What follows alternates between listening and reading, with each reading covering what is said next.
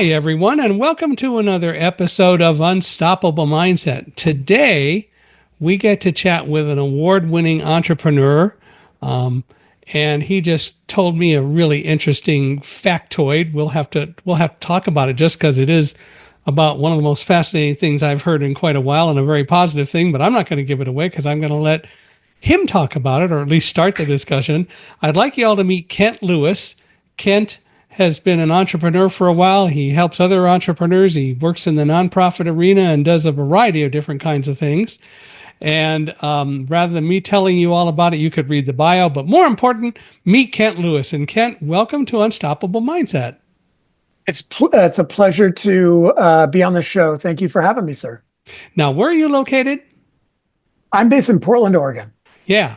So you are up the coast, since I'm in Southern California. So, yes, one of these days I'll be up that way again. Well, Alaska Airlines will fly me up there. Yeah, totally. Right. Yeah. Great to have you. Unless you come this way first. But anyway, well, right. I really want to welcome you to Unstoppable Mindset. And why don't we start? I love to do this. Tell me a little bit about kind of the early Kent, growing up and all that stuff. Yeah, so I grew up in Seattle, Washington. I think something that's influenced me is that my dad is a retired architect. And so there was always this design aesthetic, and he was an art collector, enthusiast, I should say. And so I was always surrounded with art and mid-century, furniture, and there's just style was a thing. And then my mom was she was a social worker and went into running nonprofits. And so I grew up around that as well, of just giving back. So if you've ever heard that common term, learn, earn, return, start of your life, you're learning, then you're maximizing your earnings during your career. And then when you in and around later in life, you start giving back, right? Returning, right? And I learned from my mom that, you never stop. You never stop learning. You never stop returning. Right. And my mantra as an entrepreneur is never stop earning. Right. So I've always been giving back and donating my time, and I've always appreciated sort of good design and well thought out things. And I think that's influenced my career in marketing and as an entrepreneur, business owner, and now more of an advisor, coach type. Well, so growing up in Seattle, did you visit Pike's Market very often? My dad used to work right, like 2 blocks away. So I would go there all the time. In fact, I remember when there was just one Starbucks when I was a kid. Yeah. At Pike Place Market, and they used to sell large chunks of delicious bittersweet chocolate. I know. Behind the counter, and it was a very hippie. You could smell the teas and all that. It was a very different experience, very cool place. And so again, I love the Pike Place Market. I understand that they don't throw the fish anymore. No, they do. They do. Oh, do they? Oh, yeah, absolutely. Well, maybe it was just during the pandemic that they decided not to do that. I think you're right about that, but they definitely, it's still a major attraction. It's too big of a thing to stop. Wow, that's what I was thinking. That's just way too big of a thing to stop. I'm probably not the greatest fish catcher. I've been there, but I never caught a fish. Yeah. That's I've okay. only caught like 1 or 2 in my life, and I don't do it much, but yeah. Well, that's the place to go anyway. So where did you go to college? I went to Western Washington University in Bellingham. Oh, okay. Just 10, 20 minutes from the Canadian border, because in part, when I was in school, it was a 19-year-old drinking age in Canada. So I was 20 minutes away from an earlier drinking age. Turns out I grew up going to Vancouver, BC quite often for the soccer exchange program when I was a real youngster. So I fell in love with Vancouver. And as I've been fortunate enough to travel the world a bit, I realized that it was one of my favorite cities, and it still is. It is such a global, amazing, egalitarian, like, no matter your color, race, creed, you could be a millionaire or you could be a bus driver. There was not the same classism you see in other U.S. cities or around the rest of the world. It's truly an amazing, and it's also, of course, beautiful there. I found that true throughout Canada, and I've enjoyed every Canadian city I've ever been to. One of my favorites is really going to Toronto. I was always impressed as to how clean it really was. That's true. I've been there a couple times for conferences, and I found it to be clean and impressive, And then, but my one of my favorite other cities, I only spent overnight there, was Montreal. What a Hmm. beautiful, beautiful place. Absolutely I, stunning. I spent 2 days in Montreal once when I was selling some products and turned the TV on at 11:30 one morning that I was there and watched the Flintstones in French. Oh, That was no way. unique. That was How unique. cool. How cool is that? That's Yeah, awesome. that was kind of fun. But so you went to college. What did you major in? I majored in business with a marketing Of concentration, which course. is great because I ended up doing marketing for a career and for 22 years ran my own agency or my own business, basically. So what did you do when you got out of college? I went immediately into the world of public relations, agency life. I always wanted to be I found out after college that what I really wanted to be was a copywriter, writing ads. I just thought Mm, that was the coolest thing as a kid. I just didn't know that I didn't realize you have to go to ad school. You can't graduate regular college and become a copywriter. At least you weren't able to when I was back in the mid 90s. So I started in PR because it sounded hard to pitch the media and try and get them to say what you want them to say about your brand, your client, or your yeah, brand.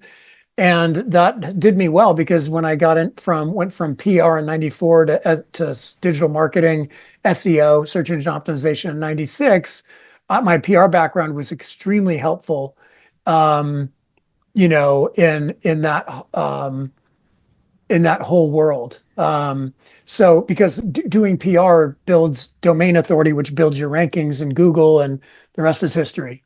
yeah, So it was very helpful. It gave me a bit of an edge. And then my business background meant I was better equipped um, to um, to go from doing the work to managing people that are doing the work to doing my own thing, instead of running a team, I was running a business. So that was super cool. it's interesting. I've especially because of the World Trade Center, but not only, um, but before it as well. I learned a lot about dealing with the press, and I've watched a lot of press interviews today, and it's amazing how often and people have said that this is the way you should do it. No matter what the press person asks you, you answer with the answer you really want to give, whether you answer their questions or not. And I think that's an interesting approach. And I suppose it can be positive, but especially for politicians who don't want to answer the tough questions. But I know that for me, I've always tried to structure my answers in such a way that it gets them to take the question that they originally asked that I might sort of answer and reframe it so that I will answer it. A lot of times, for example, talking about blindness and blind people, there are just so many misconceptions about it, and all too often, like the first time I was on Larry King Live, Larry was asking questions about guide dogs, and he said, "Now, where did you get your guide dog?" And I said, "From San Rafael, California." And he said, "Well, but the main school is in Michigan, right?" And I said, "No, it's a different organization." And what we learned after doing that interview was that the way to deal with Larry was to program him and send him questions in advance with answers. Then he did a lot better because the reality is he didn't really know necessarily the answers in the first place. It's just Yeah. amazing how how a lot of times it's just shallow, or the press tends to over dramatize. But I appreciate what you're saying about marketing and PR. I've done so much of that over my lifetime, and for so many reasons in so many ways. I know exactly what you're talking about. Yeah, it's a fascinating world that I've you know been living and working in, and I'm impressed. Yeah, Larry King Live, that's pretty cool. And hopefully you've helped people. Just side note, get a clear understanding of what it is, both like to be blind, and then how you navigate this world successfully as if you're fully sighted. you know? Well, one of the things that I actually learned over the last couple of years is something that I've actually written an article and had it published about. Um, and that is that we've got to change our view of disabilities in general. People always say, well, disability is a lack of ability. And I always say, no, it's not. And they say, well, yes, it is. It begins with dis. And I said, then how do you equate that with decipher, discern, and discrete, for example? They Right. begin with DIS. The reality is disability is not a lack of ability. You think it is, but I've added to that now when I point out that in reality, every person on the planet has a disability, but for most people, their disability is covered up. Thomas Edison invented the electric light bulb, or at least we give him credit for it, back in 1878. So for the last 147 years, all we've done is spend so much time improving on the technology that provides light on demand, which just covers up your disability, but it's still there. And I realized that one day I was at a hotel in Los Angeles at 3 in the afternoon when we had a power failure. And everybody started to scream, even down in the lobby when they had all these nice big windows that were letting in all sorts of light, but it wasn't giving them the light that they wanted and the amount Mm, that they wanted. And people panicked. So I realized then, oh, well, the reality is they're light dependent, which is as much a disability as my light independence is. It's just that it mm, manifests itself differently, and there are a whole lot more light dependent people than light independent people. But we've got to right. really change our definition and how we view it. So, That's really insightful. That's good to think about. yeah, it's kind of fun. But so where did you go off and go to work in the marketing world? So you didn't go to copyright school, or did you? No, no, I just no, once I talked to the creative director at this agency in Seattle where I did my first internship, and he's like, "Yeah, you'd have to go back to art school." And I was like, "What? I'm not going Oh back to boy. school. I just finished." So, it didn't really matter. And so with that said, um, I moved into PR and then I moved down to Portland from Seattle because I could actually get a paying job because the internship I did 3 months full time, virtually basically no pay. I found a low paying job instead in Portland. So I moved. I only knew one person here in Portland, my cousin. She's still here. We both have families now, and I know a lot more people.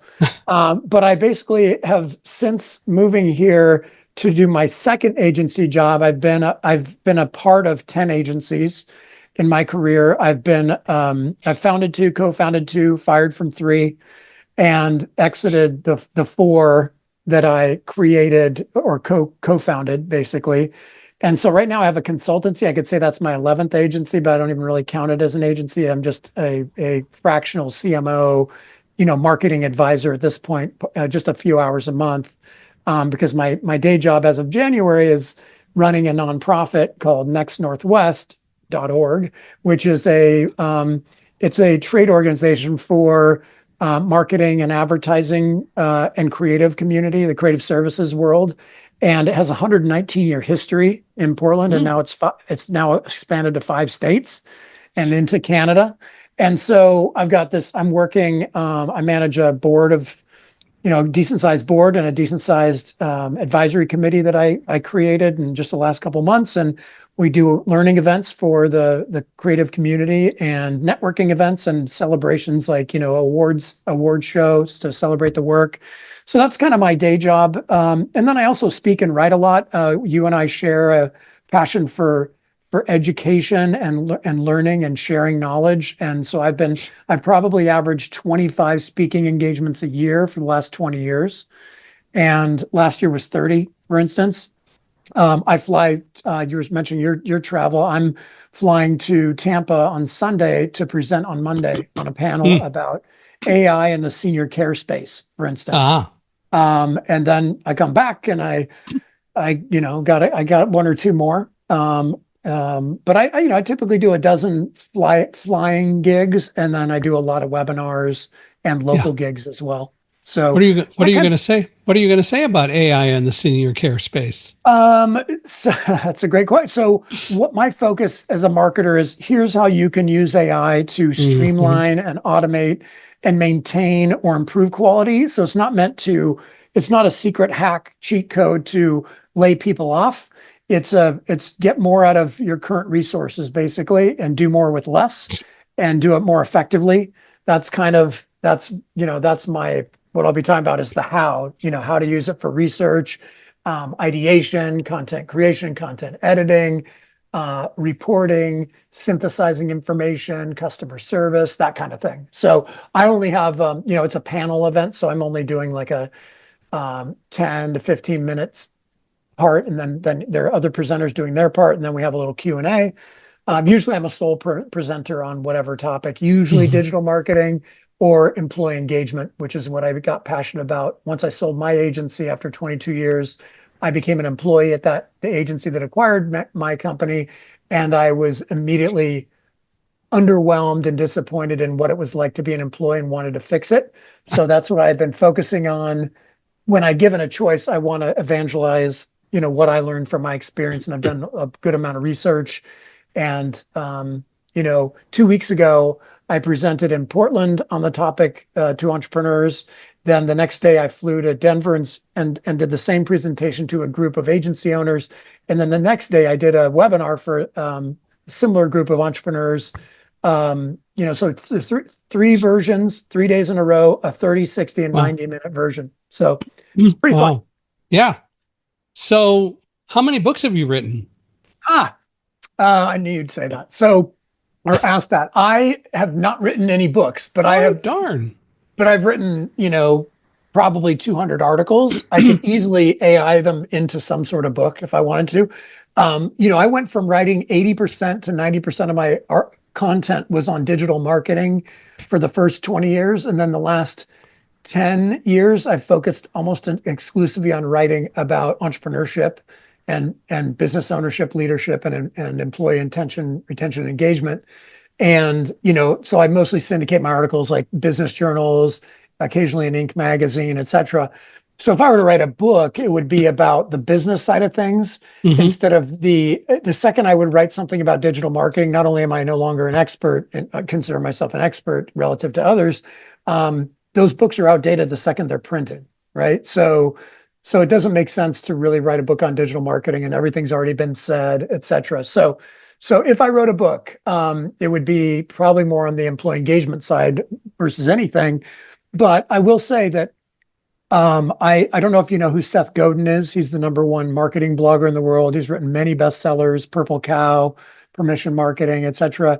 He's a remarkable guy, and I was fortunate enough to talk with him and then meet with him over lunch in New York City 15 years ago. And he said after our 2-hour lunch, he charges $75,000 per speaking engagement. So it gives you a sense of who he is, and he Yeah. has for 20 years.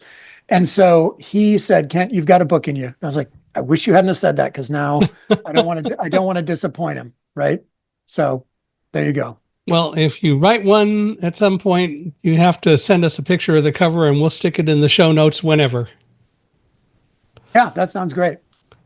But yeah, I never thought of writing a book, but in 2002, we went to the AKC Eukanuba Canine Championship Dog Show in Orlando. It was in December. And among other people I met there, I met George Berger, who was at that time the publisher of the American Kennel Club Gazette. And he said, "You ought to write a book." And I went, "Why?" "Well, because you have a great story to tell. You should really write a book." Well, it took 8 years and a lot of time sitting in front of Microsoft Word to get notes down. But eventually, I met someone named Susie Flory who called because she was writing a book called Dog Tales, and it was a story. What she wanted to write stories of actually 17 different dogs who had done some pretty interesting and miraculous things, and she wanted to write a story about my guide dog at the World Trade Center, Roselle. Mhm. And she said, "Tell me your story if you would." And I did. And when we were done, there was this pause. And then she said, "You need to write a book. And since I've written books, I'll help you." And a year later, Thunderdog was published and it became a number one New York Times bestseller. So that was pretty cool. That's fantastic. Congratulations. Very impressive. And then last year, well, in 2013, we published a children's book called Running with Roselle, but more adults buy it than kids because it's not a picture book, but it tells the story of me growing up and Roselle growing up and how we met and all that. So it isn't really as Mm, much a World Trade Center book. But then last year we wrote Live Like a Guide Dog. And the intent of Live Like a Guide Dog is to say to people, look, fear is all around us. And so many people just allow themselves to be paralyzed, or as I say, blinded by fear. So they can't make mhm. decisions. They don't learn how to control it.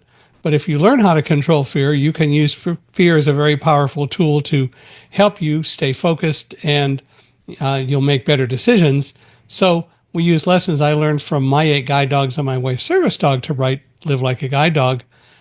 And so it is out there, and it's a lot of fun too. So, it isn't the easiest thing to write a book, but I would think you have a book in you, and you should. Well, I appreciate that vote of confidence. And hey, I mean, you did it, and you had an amazing story, and you've done it multiple times. Actually, it's great inspiration for me. Well, I'm looking forward to reading it when it comes out. You'll have to let us know. Yeah, will do. So you at some point switched from being an employee to being an entrepreneur. How did that all happen? Why did you do it, or what really Yeah. brought that about? Well, I kept getting fired. So And why'd that I happen? Yeah, so that's the fun part. So I I've never been fired for a cause, like a legit cause. I'm a high powered, high performer. And so I actually, yeah, that's why. So the first time I was fired was by a guy that invited me to co-found an agency. His name was Ryan Wilson. He was my boss, and then he was fired by our larger agency. He ran a team that I worked for him. I was inspired by him. I was mentored by him. I thought the world of him. So when he came to me 3 months after he got fired, it's always about a girl. Uh-huh. So he got divorced, and so did this other woman. They met at the office, and they were soulmates. And he Mm. had to clean up his life, and he did. And he said, "I've got an agency. I've got 2 clients ready to sign. I need key employees, and you're one of them. Then I would hope you would join me." I said no the first time. He got his act together. I said yes the second time, and that so I we built an agency together with we started with 6 people. I brought in 2 other people and another gal that ran the PR side. I was running the digital side. She brought in somebody. So we had 6 of us on day one. And a year later, we didn't have a formal shareholder agreement for our percentage of the company that went from being worth zero to being worth a few $1 million. And we felt that we should have something in writing. And before we could get something formally in writing. My other partner, I didn't really want to do the business with her, but I didn't really have a choice. I wanted to do the business with him. She said, "I'm asking for more equity." I said, "Okay, I feel like that's fair. I think we've earned it, and I'll be there with you." But I wouldn't have done this if she hadn't have said, "I'm going in. Are you Mhm. with me?" So she asked me to make the ask. I wasn't necessarily prepared or thinking about it, and it really offended him. He was really mad, and he was planning to fire her. And by me teaming up with her, he felt, Mm. slighted, and he fired us both. And the next week, I started Anvil, my agency, Anvil Media, that I ran for 22 years. I did a couple other startups, one with a college friend and a guy I had met at one of the earlier agencies I'd worked at. He and I and my college buddy started an email marketing agency in Mm. '02. And then I decided, well, this isn't for me, but I now learned it's not that scary to hire employees. So then I started hiring employees at Anvil in late '03. And so I ran Anvil with employees for, 20 years. Two of those first 2 years were just me and some contractors. And then in '08, I started a second agency because I needed a more affordable solution for my partners in small business, called Formic Media. Ran that for 5 years before I merged it with Anvil.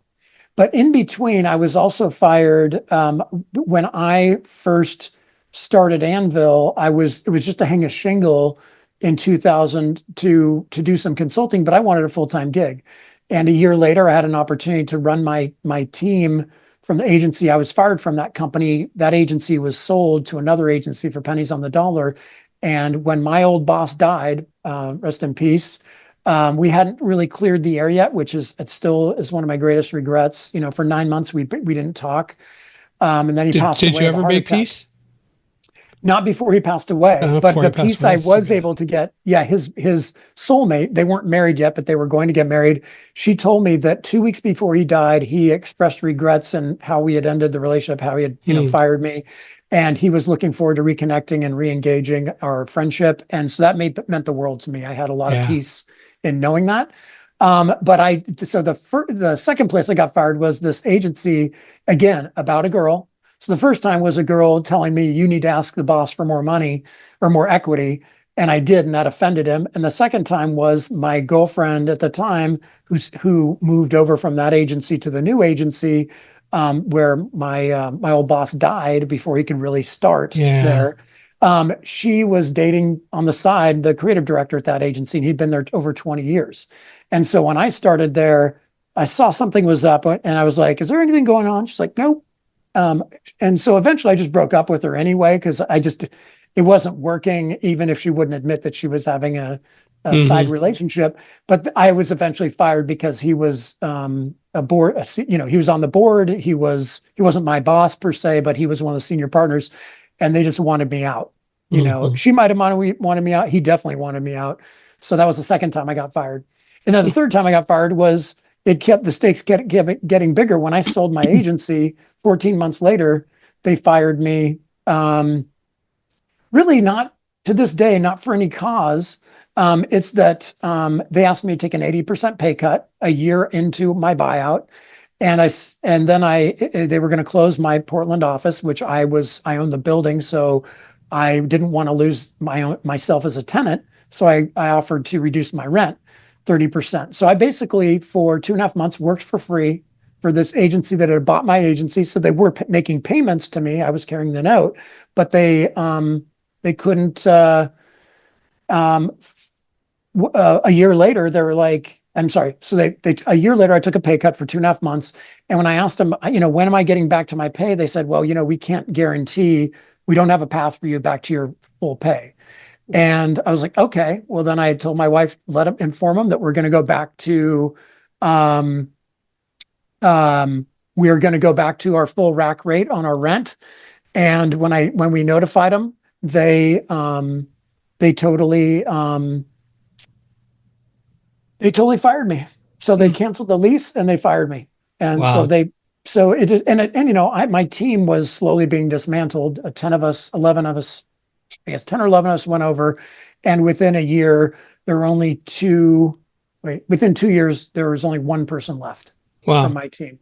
So it was a really sad experience for me. It wasn't as hard to sell my business as I thought. It wasn't as hard, just emotionally.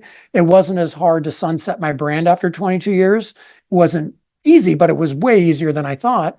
What was hard for me was watching them was closing the office. It broke my heart, Yeah. and then watching them dismantle my team that I spent 2 decades building. Most of that team was within 10 years, the last 10 years, the last even 5 years of our business. There was a relatively new team, but we were so tight, and it was just heartbreaking. So, you know, there you Yeah. have it. Wow. So, what do you think was your biggest mistake in running your own agency? That's a great question. I think the biggest the biggest mistake was not understanding the hire great people and get out of the way.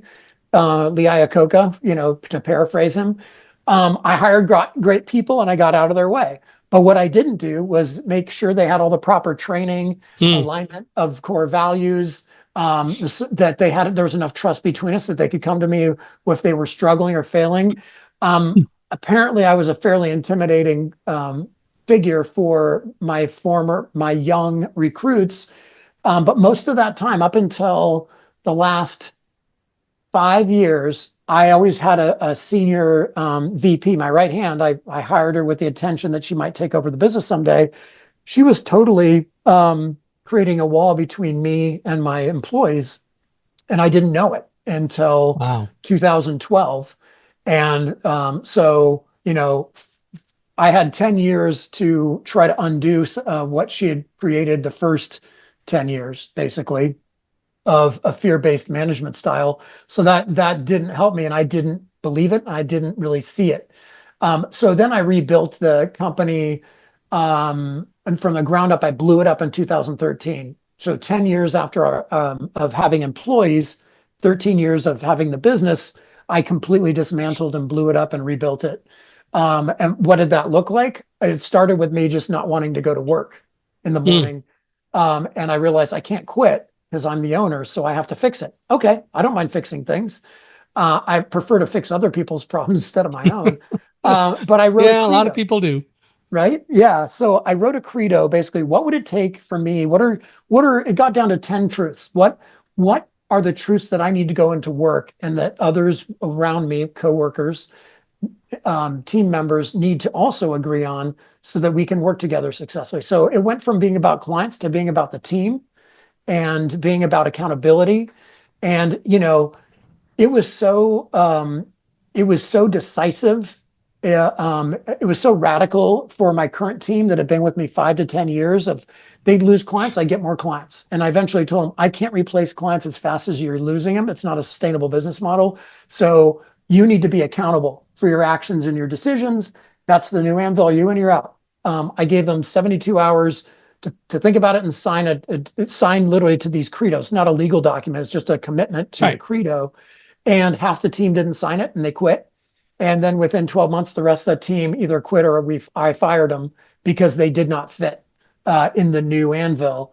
And it's funny because everybody else that I brought in it didn't even register. The credo was so unremarkable to them because we were already aligned by the time we hired them. We'd done our research Yeah.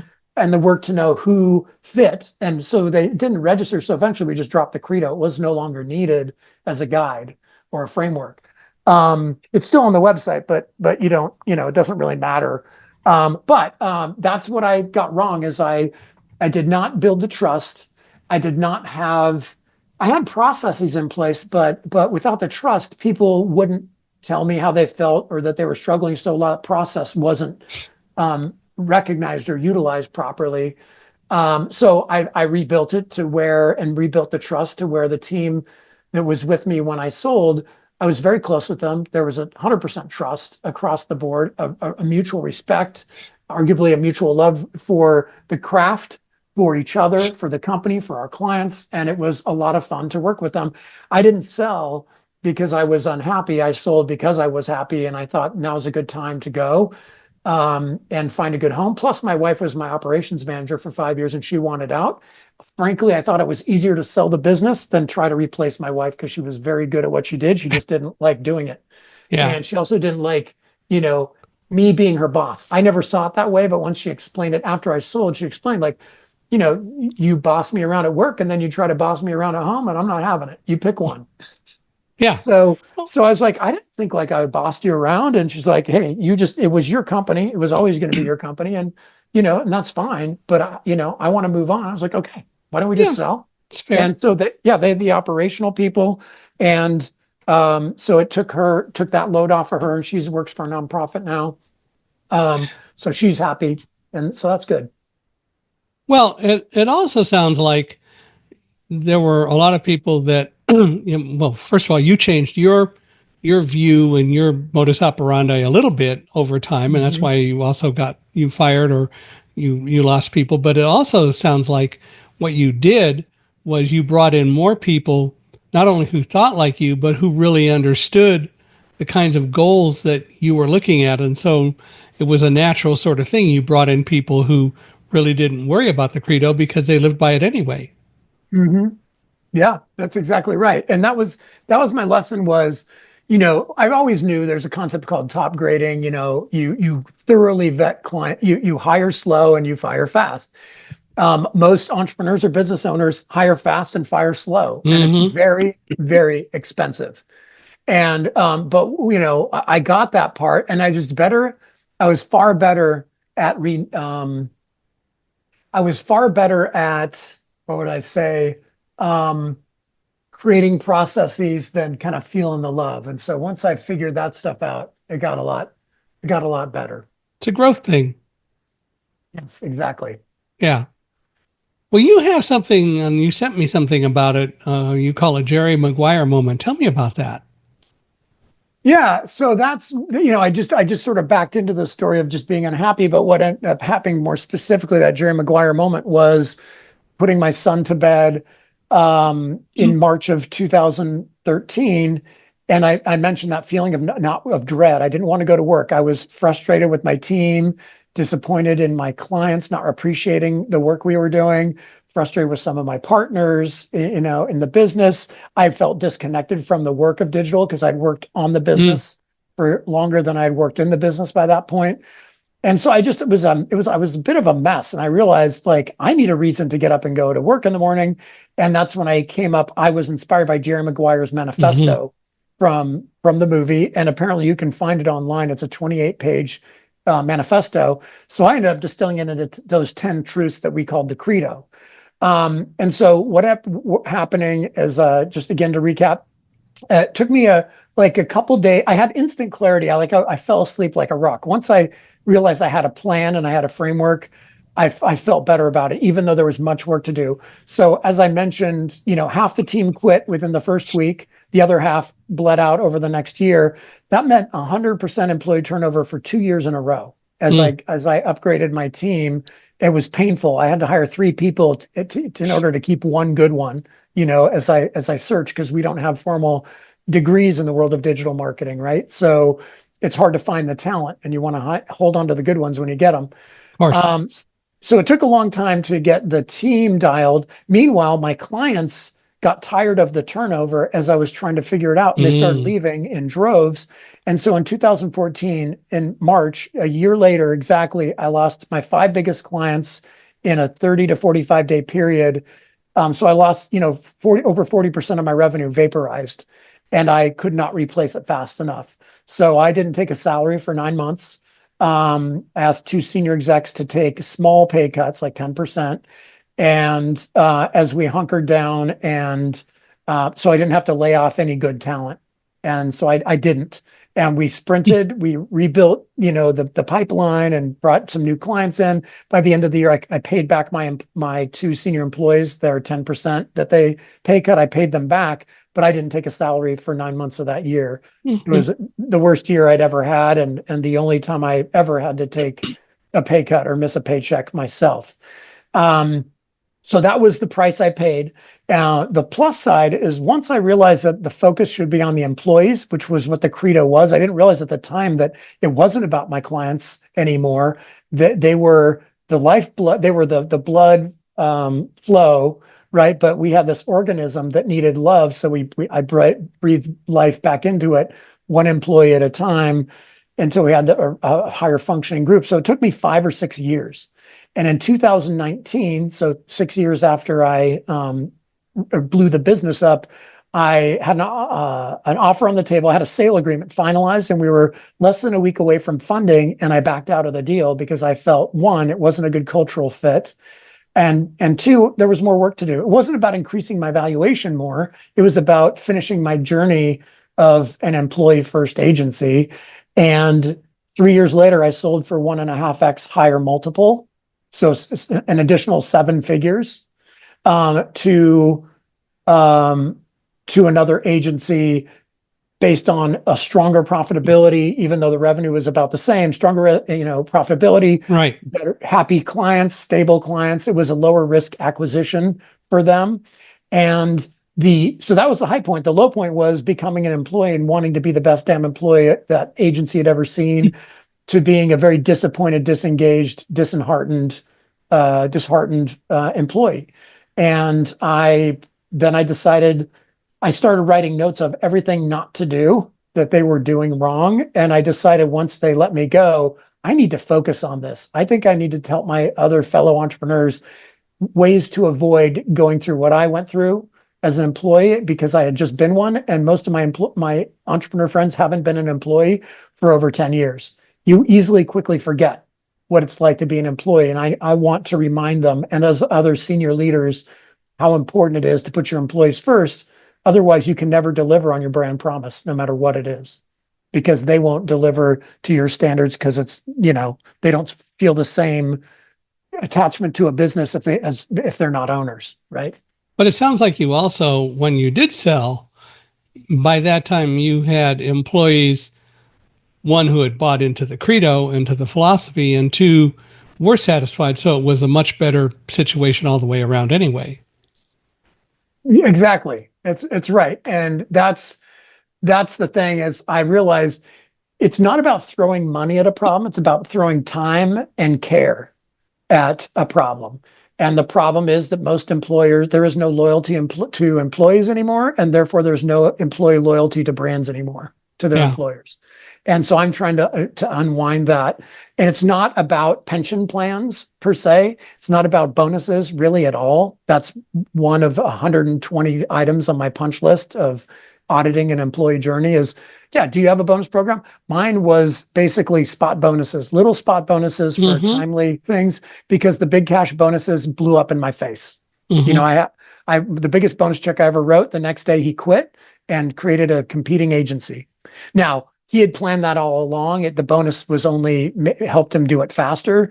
But I realized there was no appreciation for the bonuses, so stopped doing that. So instead, I would reward the team with experiences rather than cash. And the cash they got from I paid over market so that money was not an issue.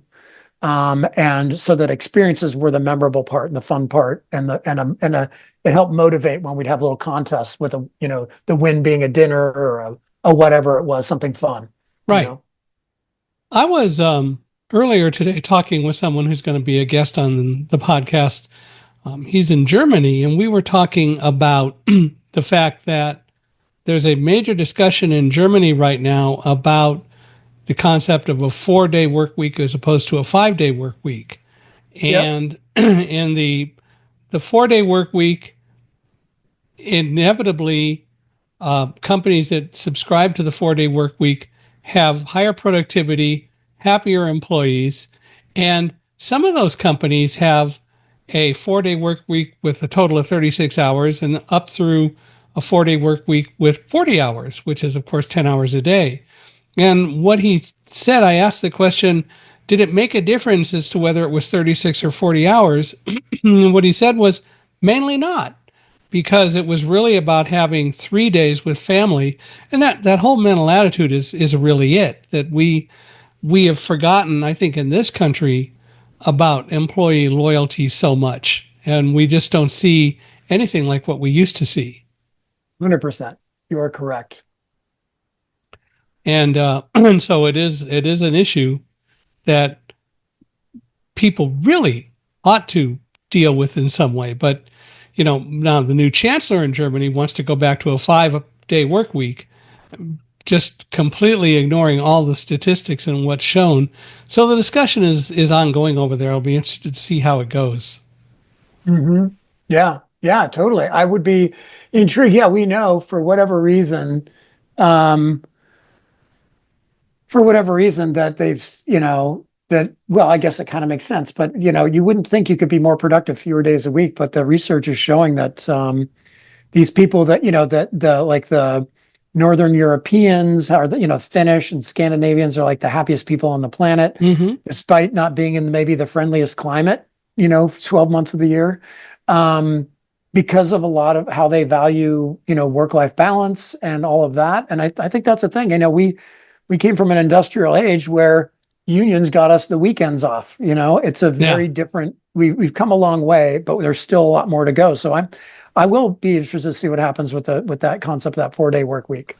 Well, the other part about it is we had the pandemic, and one of the things that came out of the pandemic, at least I think in the minds of a lot of employees, was even working at home and having to do that, you still got to spend more time with family, and people value that. Now, I don't know how over time that's going to work, because I know there's been a lot of advocating to go back to just everybody always being in the office. But it seems to me that the better environment would be a hybrid environment where if somebody can work at home and do at least as well as they do at the office, why wouldn't you allow that? Right. Yeah, I think that's the other thing is I do believe hybrid work is the best solution. We were doing um, three 3 days, 2 days in the office required, 1 day optional flex. I ended up going in most days of the week before even after we sold and we still had the office, because I'm a social being and I really enjoyed the time at the office. And I designed the space and it was my place and it was my home away from home. Yeah. So I feel like I've lost a little bit of my identity losing that office. Yeah. Um, but yeah, I do think that it makes sense to be able to do remote work, wherever people are most effective. But I do know there is a reality that companies that are fully remote have a struggle to create cohesiveness and connectiveness across distributed teams. It's just science, right? It's just Right. psychology. But you can be very intentional to mitigate as much as you can the downside of remote, and then play up as much as you can the benefits of remote, people having their life. And they see, on average, heard that people valued their remote work worth about $6,000 Mm. on average. That there's a number that they've quantified. Wow.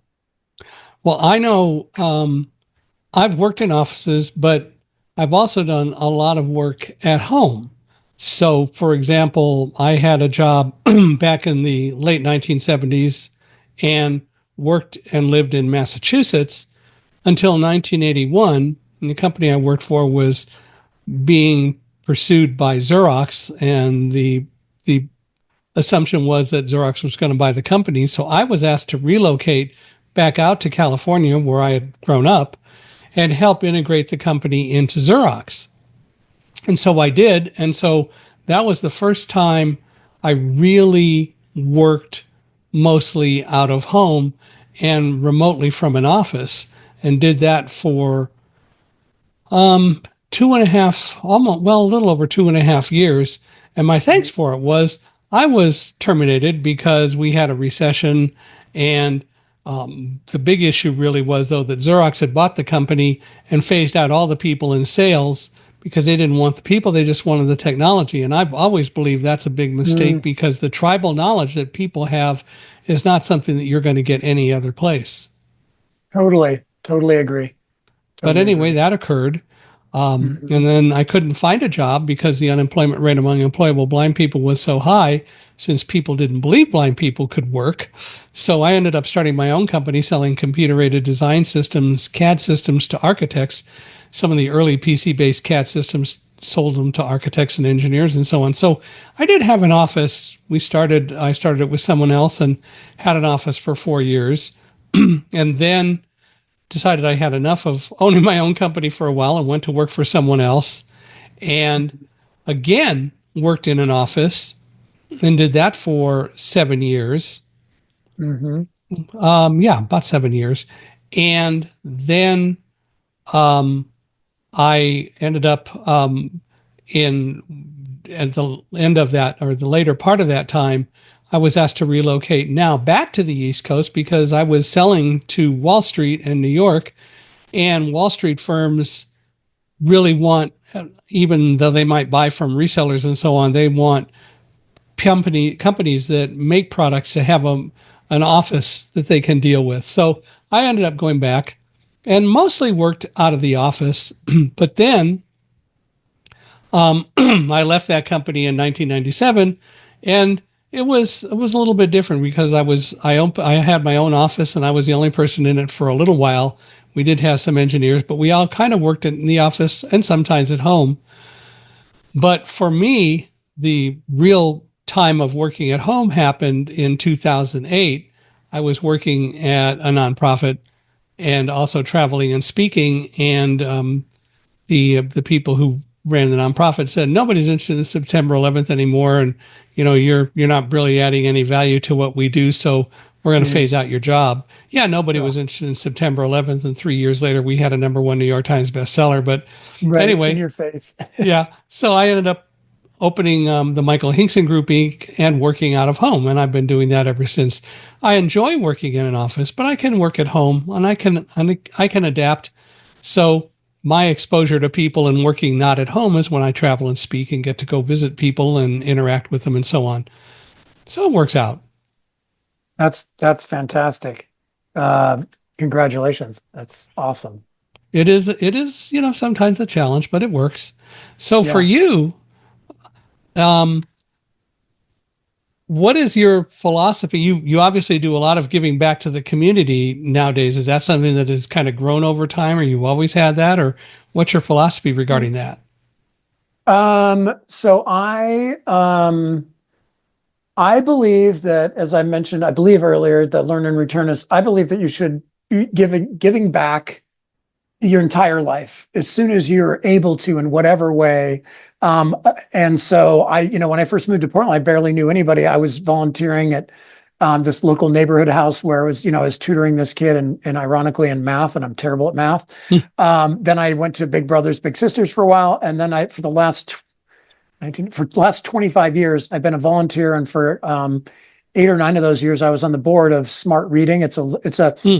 It's not a literacy program in that you're not teaching kids to read; you're teaching kids a love of reading. So you just sit with Title One school kindergartners in an area near you, and you sit and read with them for 10 to 15 minutes. Yeah. That's it, and it's a game changer because some of them didn't own any books, and then they get to take books home with them, like Scholastic style Yeah. books.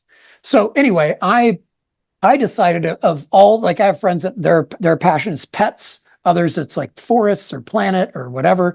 To me, I think I can solve all of those problems if I invest in children, because they're shaping our Yeah. future and we Yeah. can put them on a trajectory. So for instance, statistically, prison capacity is based on third grade reading levels in part. Hmm.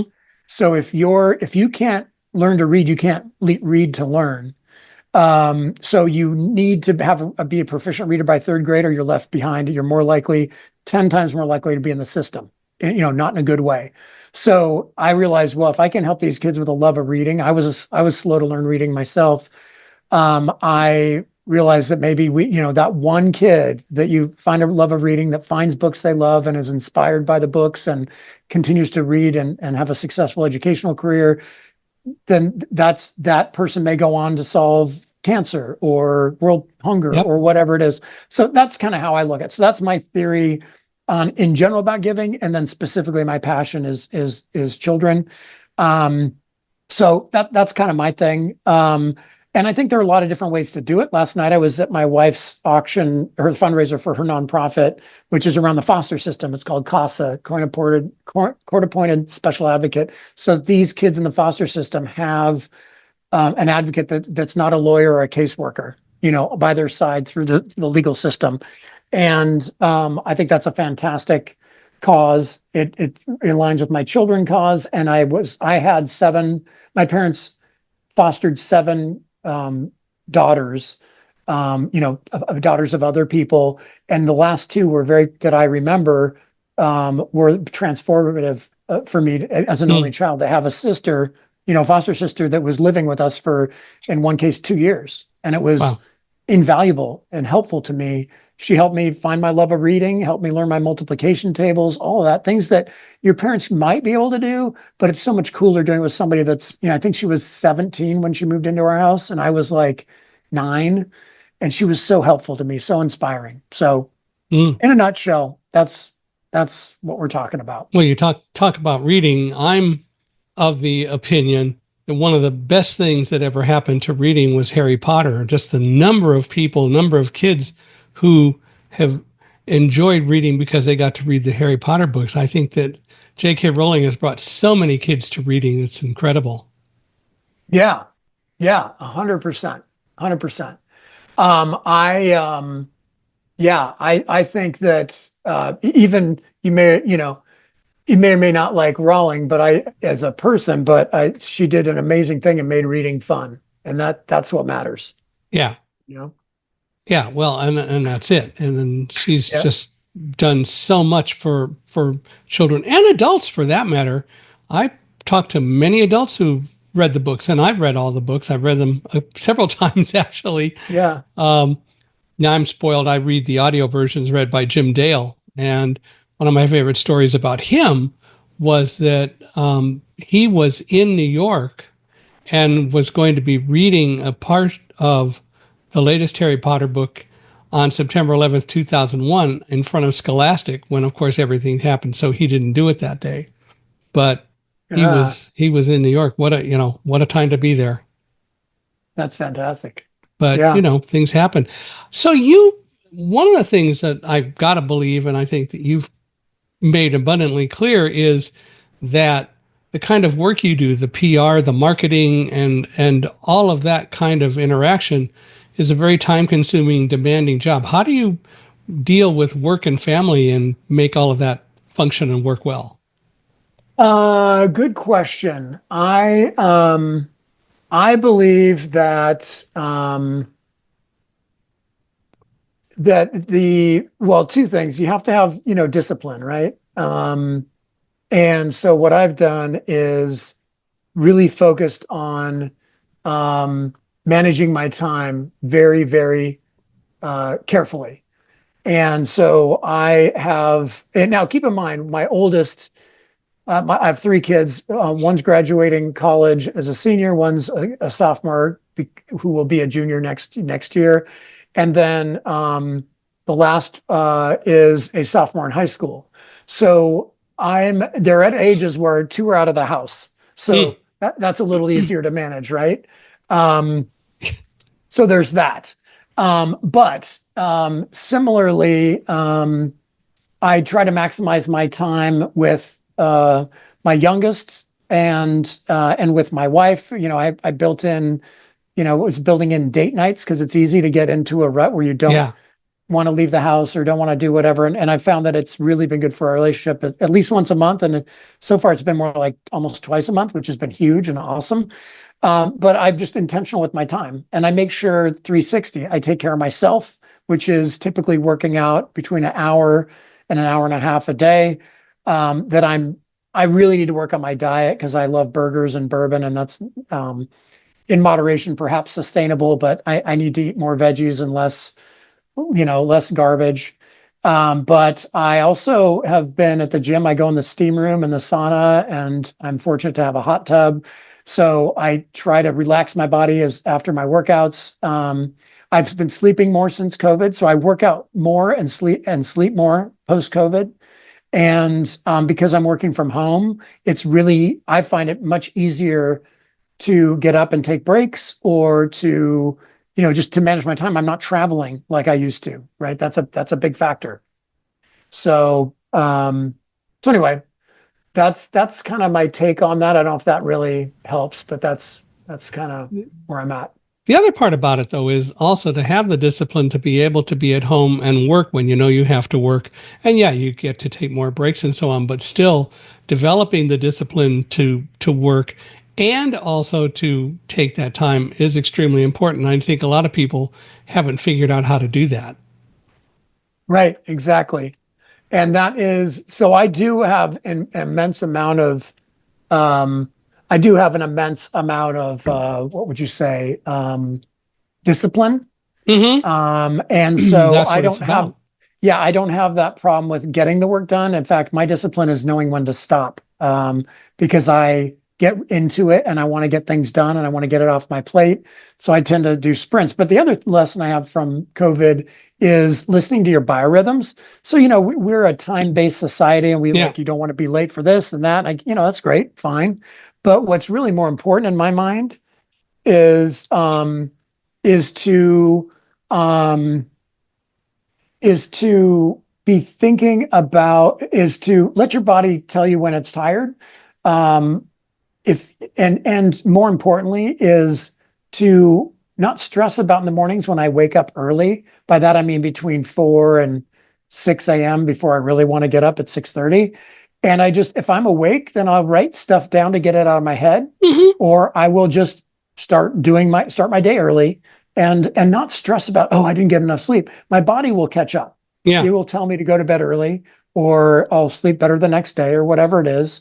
So that was important. And also to learn that Um, I'm most I can get a lot of tasks done in the morning, and I think bigger picture, and that's why I wake up early is all the things I need to do that I forgot, I didn't write down or whatever, and I think of them at between 4 and 6 a.m. But the other is that I do my best writing in the afternoon, like between 4 and 6. So I told my wife and my kids, when I first figured this out when they were both in the house, I was like, I may be working late, jamming out an article or doing whatever right before dinner, or I might be a little late. If we can wait for dinner for a little bit? And they're like, yeah, that's fine. We don't care. Right. So, but normally I'd be like, I got to get home because it's dinner time. But now that I'm already home, I just keep working through and then, But, oh, I can take a quick break. But my point is they're totally adaptable. but you And I'm noticing communicate. yes, That's the communication is, issue. It's is it's key. it's key. Yes. Absolutely. That's Yeah. really the So issue is that you do yeah, communicate. it's all about setting expectations, and they had no expectations other than eating dinner, and we've been eating dinner later, just a natural evolution. So it's not even an issue now because I don't want to write what late at night. I just found it late afternoon. I'm just in a zone. Hey, you do what So works. anyway, yeah, you listen to your body, and I'm way less stressed because I'm not worried about, oh my God, I have to get to bed at a certain time or Hmm. wake up at a certain time. It's like just kind of run with it, you know, Yep. and go from there. So what's next for you? What's next? So I want to shift from going from uh, speaking for free to speaking for a fee. There you go. And the reason why is I never asked for, and I'd even waive a honorarium or pay because I got more value out of the leads. But now that I don't have an agency to represent, two things. One is I want to get paid to do my employee engagement and retention talks because I'm getting great feedback on it, which is fun. But I also am being paid now by other agencies a day rate plus travel to go speak at the conferences I've always spoken at Hmm. that like me and want me. And I just changed the name that I'm representing. That's it, you know? Well, and there's And value in it. I realized some time ago, and I keep having occurrences that verify it and validate it. That in reality, as a speaker, I have a brand, and that is worth something. And I find that the organizations that don't want to pay anywhere near the amount I really want, that want to just pay a little tiny bit, are probably the hardest ones to work with because they're so demanding in very strange ways. Now, at the same time, what I always tell people is I'll work with budgets, but I'm not going to work for a fee that isn't going to allow me to be able to put some money in the bank. So $1,000, including expenses, won't work. yeah, exactly. Exactly. So yeah, that's where we're at. Um, so yeah, yeah, Well, we're on cool. the same page. Well, yeah. Well, so if people want to reach out to you, how do they do that?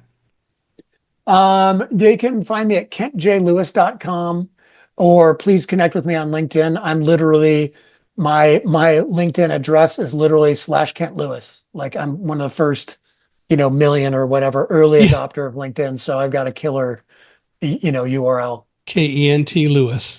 There you go. Yes. Well, great. Well, I really am glad that we had a chance to do all of this. It's been not only fun, but I've learned a lot and I've had a chance to talk with an interesting person. And if you want to do it again, we can always do it again and come up with more things to talk about. That sounds great. It's been a pleasure. Thank you so It, much for having me. well, thank you. And I want to thank all of you for listening and watching us today. And wherever you are, please give us a 5-star rating. We appreciate that. And also any input and reviews that you want to give. I'd like to hear from you personally. Feel free to email me at michaelhi@accessibe.com. Accessibe is ACCESSIBE.com. Or go to our podcast page, which is www.michaelhingson.com/podcast. And Michael Hingson is michaelhingson.com/podcast. And both Kent, for you and all of you out there listening, if you happen to know anyone who you think ought to be a guest on our podcast, love to hear from you and love introductions. We're always looking for people so that we can all find out that we're more unstoppable than we think we are. But again, Kent, I want to thank you for being here. This has just been really fun, and I appreciate your time. Thank you so much. Talk to you soon.